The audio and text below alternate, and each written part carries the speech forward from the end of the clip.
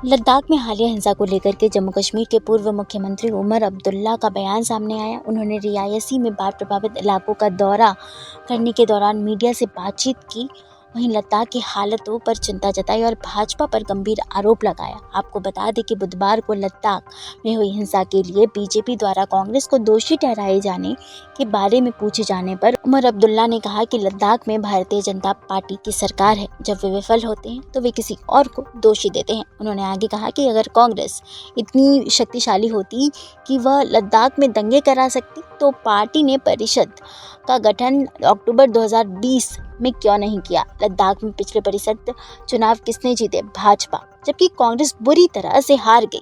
अगर चीज़ें गलत होती हैं तो भाजपा के लोग हमेशा बहाने बनाते हैं और दूसरे को दोष देना भाजपा की आदत है। बल का प्रयोग खत्म करें। तो वहीं आपको बता दें कि जब यह घटना हुई थी उसी दौरान उमर अब्दुल्ला का बयान सामने आया था, जिसमें लद्दाख हिंसा पर गहरी चिंता जताई थी और कहा था कि लद्दाख की हालत खराब है। हमें दुख है इस बात का।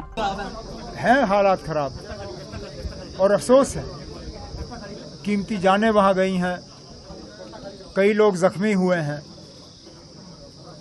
मैं तो सिर्फ उन्हें अपील करूंगा कि कानून को अपने हाथ में ना लिया जाए। सर केसीसी बाकी एक मुझे बात खत्म करने दीजिए। जी सर बोलिए सर। कानून अपने हाथ में ना लें, उनको जो है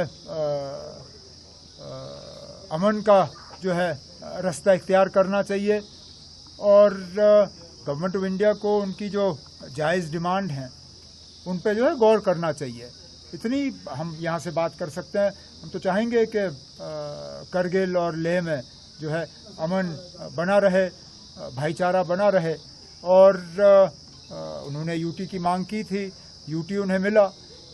इस यूटी के तहत जितनी वो तरक्की हासिल कर सके करें।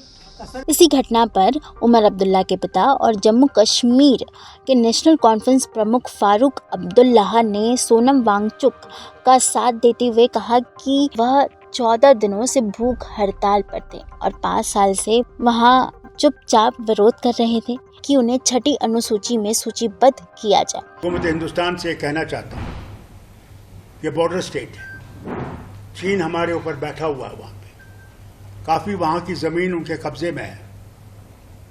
वहाँ पे ऐसी चीज़ होना हमारे वतन के लिए ख़तरनाक है।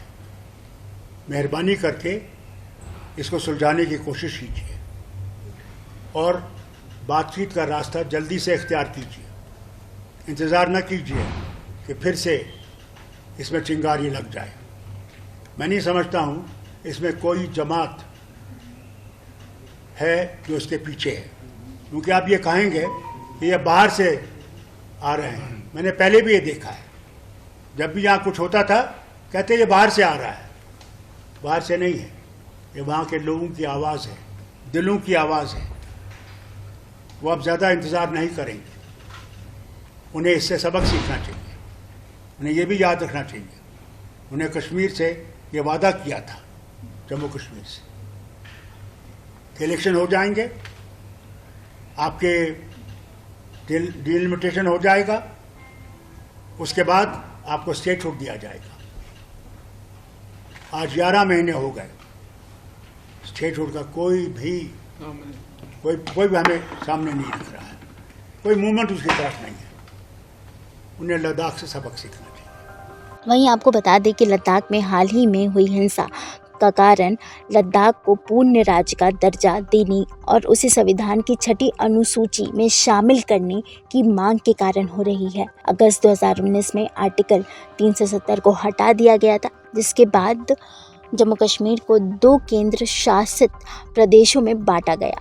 एक जम्मू कश्मीर जिसमें विधानसभा है और दूसरा लद्दाख जिसमें विधानसभा नहीं है। आपको बता दें कि लद्दाख में हाल ही में हुई हिंसा का कारण लद्दाख को पूर्ण राज्य का दर्जा देने और उसे संविधान की छठी अनुसूची में शामिल करने की मांग के कारण हो रही है। अगस्त 2019 में आर्टिकल 370 हटा दिया गया था, जिसके बाद जम्मू कश्मीर को 2 केंद्र शासित प्रदेशों में बांटा गया। एक जम्मू कश्मीर जिसमें विधानसभा है और दूसरा लद्दाख जिसमें विधानसभा नहीं है। लद्दाख के लोग राज्य का दर्जा और छठी अनुसूची में शामिल किए जाने की मांग कई वर्षों से कर रहे हैं। तो वहीं 2025 के सितंबर महीने में पर्यावरण कार्यकर्ता सोनम वांगचुक ने इस मांग को लेकर के लगभग 35 दिन तक भूख हड़ताल शुरू कर दी।